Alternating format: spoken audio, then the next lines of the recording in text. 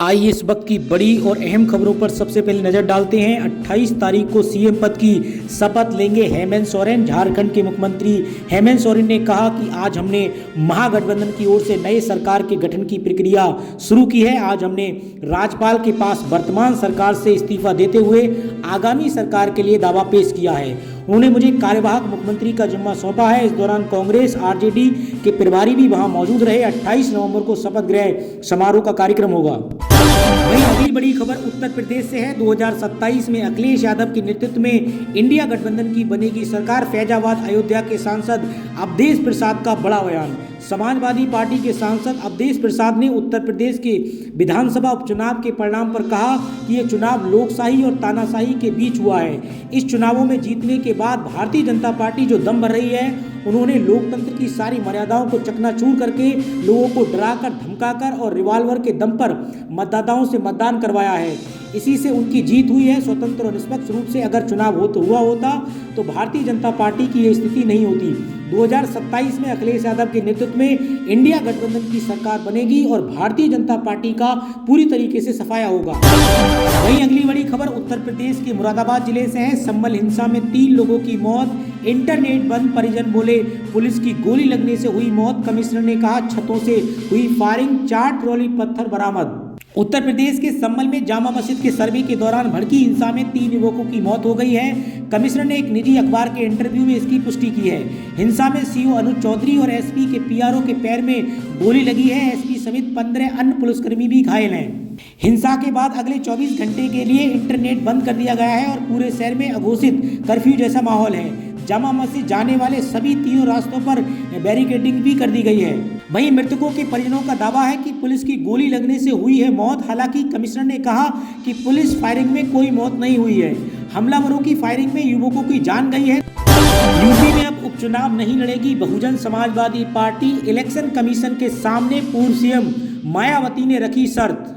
उत्तर प्रदेश विधानसभा की 9 सीटों पर हुए उपचुनाव के नतीजे सामने आ चुके हैं। वहीं यूपी उपचुनाव के रिजल्ट के बाद बहुजन समाजवादी पार्टी की सुप्रीमो मायावती ने प्रेस कॉन्फ्रेंस कर गंभीर आरोप लगाए।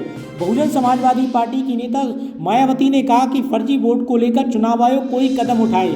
इसके साथ ही पूर्व सीएम ने कांग्रेस और भारतीय जनता पार्टी को जातिवादी पार्टी बताया।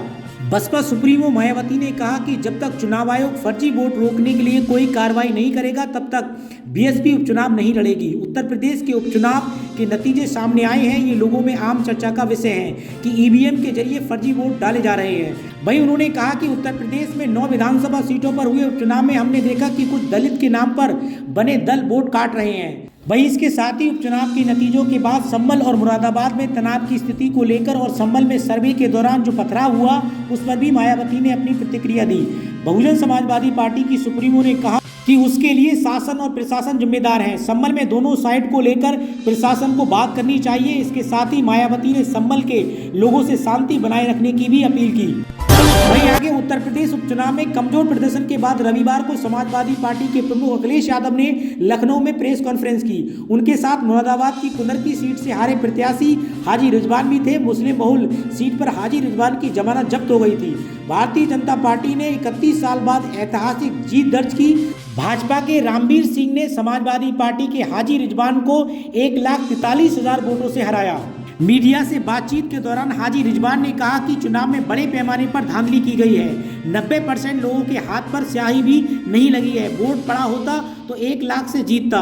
तांडव रचाया गया, धांधली करके मुझे हराया गया है। वहीं कॉन्फ्रेंस के दौरान अखिलेश यादव ने कहा कि संभल में जानबूझकर सुबह सुबह सर्वे टीम भेजी गई, जिससे कई युवकों की मौत हो गई और कई लोगों को चोट पहुंची है। दोबारा सर्वे क्यों कराया जा रहा है? जानबूझकर ऐसा किया गया है कि चुनाव की धांधली और बेईमानी पर चर्चा न हो सके। उन्होंने आगे कहा कि सच्ची जीत लोक से होती है, तंत्र से नहीं। निष्पक्ष जांच होगी तो पता चलेगा कि वोट किसने डाला। भारतीय जनता पार्टी की जीत का जश्न एक नाटक था। बिना जमीर के जीने वाले खोखले होते हैं। पीटीए के अधिकारियों और कर्मचारियों को वहां से पहले ही हटा दिया गया था जिनकी उंगलियों पर निशान नहीं है। उनके भी वोट डाले गए। चुनाव आयोग अपने दस्तावेज देखे, जब जांच होगी तो दूध का दूध और पानी का पानी हो जाएगा। वहीं आगे महाराष्ट्र के नतीजों के लिए केवल पूर्व सीजीआई चंद्रचूड़ जिम्मेदार, संजय राउत का बड़ा बयान। महाराष्ट्र विधानसभा चुनाव के नतीजे आ गए। महायुति यानी एनडीए गठबंधन को बड़ी जीत हासिल हुई, तो वहीं महाविकास अघाड़ी इंडिया गठबंधन की करारी हार हुई। चुनाव के नतीजों पर शिवसेना उद्धव गुट के नेता संजय राउत ने बड़ा बयान दिया है। उन्होंने महाविकास अघाड़ी की हार के पीछे पूर्व chief justice of India DY Chandrachud को जिम्मेदार ठहराया है। संजय राउत ने मीडिया से बातचीत करते हुए कहा कि महाराष्ट्र के जो नतीजे आए हैं बहुत चौंकाने वाले हैं। किसी की कोई लहर नहीं थी, किसी को ऐसे नतीजों की उम्मीद नहीं थी। महाराष्ट्र नरेंद्र मोदी और अमित शाह को वोट क्यों करेगा? महाराष्ट्र में पूरा चुनाव प्रचार नरेंद्र मोदी और अमित शाह के खिलाफ चला है, इसलिए क्योंकि उन्होंने कहा कि उद्योग को गुजरात में शिफ्ट कर दिया है। संजय राउत ने आगे कहा कि क्या लोगों ने उन्हें वोट दिया है? महाराष्ट्र में किसानों की हत्या हुई है, महाराष्ट्र में बेईमानी हो रही है। किसी ने मोदी जी को वोट दिया है, वह हमारा रोजगार क्यों छीन रहे हैं? वहीं डीवाई चंद्रचूड़ पर बड़ा आरोप लगाते हुए संजय राउत ने कहा जो नतीजे आए हैं उसके लिए जिम्मेदार केवल पूर्व सीजीआई डीवाई चंद्रचूड़ है। उन्होंने समय पर अपना निर्णय नहीं दिया और अपना जजमेंट भी नहीं दिया। 40 लोगों ने बेईमानी की थी जिससे पार्टी चुनकर आए थे, वह जाकर दूसरी पार्टी में सत्ता में चले गए। आपकी जिम्मेदारी है कि संविधान की रक्षा करना है। आपने अगर निर्णय लिया होता तो आगे कोई हिम्मत नहीं करता। आप खिड़की के दरवाजे खोलकर रखकर वहां से रिटायरमेंट हो गए, और जब कोई किसी भी तरीके से पार्टी बदल सकता है या सरकार अपनी पार्टी छोड़कर बना सकता है तो इतिहास चंद्रचूड़ साहब को कभी माफ नहीं करेगा। वहीं आगे महाराष्ट्र विधानसभा चुनाव के रिजल्ट आने के बाद अब ये साफ हो गया है कि राज्य में महायुति यानी एनडीए की सरकार बनेगी। महायुति के सीएम पद के लिए उम्मीदवार अभी घोषणा नहीं हुई है। विधानसभा का कार्यकाल 26 नवंबर को खत्म हो रहा है, इसलिए इससे पहले सरकार गठित होनी है। ऐसा ना होने पर राज्य में राष्ट्रपति शासन लगाना पड़ेगा। सरकार का चेहरा यानी मुख्यमंत्री का नाम तय करने के लिए देवेंद्र फडणवीस, एकनाथ शिंदे और अजीत पवार रविवार शाम को दिल्ली रवाना हो गए हैं। अब भाजपा आलाकमान के साथ मीटिंग चल रही है। सीएम का ऐलान जल्द हो सकता है। सूत्रों के मुताबिक एक मुख्यमंत्री और 2 डिप्टी सीएम का फार्मूला लगभग तय होता हुआ नजर आ रहा है। महायुति की पार्टियों में हर 6 से 7 विधायक पर एक मंत्री पद का फार्मूला भी फाइनल हुआ है। इस हिसाब से भारतीय जनता पार्टी के 22 से 24 शिंदे गुट के और 10 से 12 और अजीत गुट के और 8 से 10 विधायक मंत्री बन सकते हैं। वहीं सीएम के नाम के ऐलान के बाद 28 नवंबर को मुंबई राजभवन में शपथ ग्रहण समारोह हो सकता है। सीएम शिंदे ने जीत के बाद कहा था कि चुनाव के पहले तय नहीं था कि जिसकी ज़्यादा सीटें होंगी उसका ही मुख्यमंत्री बनेगा। ये पेच कहीं ना कहीं फंसता हुआ नजर आ रहा है।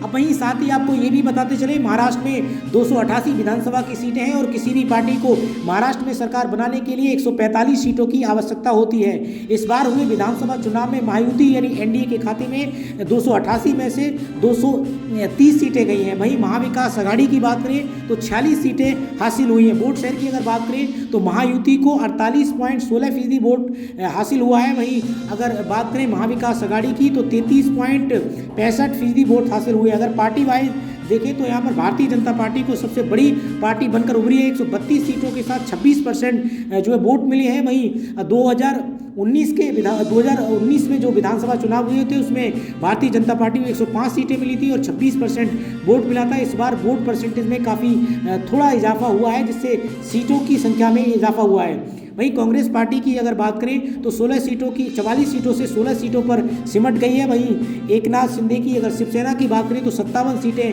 हासिल की है, 12% यहाँ पर वोट हासिल हुआ है। वहीं अगर बात करें शिवसेना जो उद्धव ठाकरे वाली शिवसेना है 20 सीटों इनके खाते में गई हैं, जिसमें 9.96% इनको वोट हासिल हुआ है।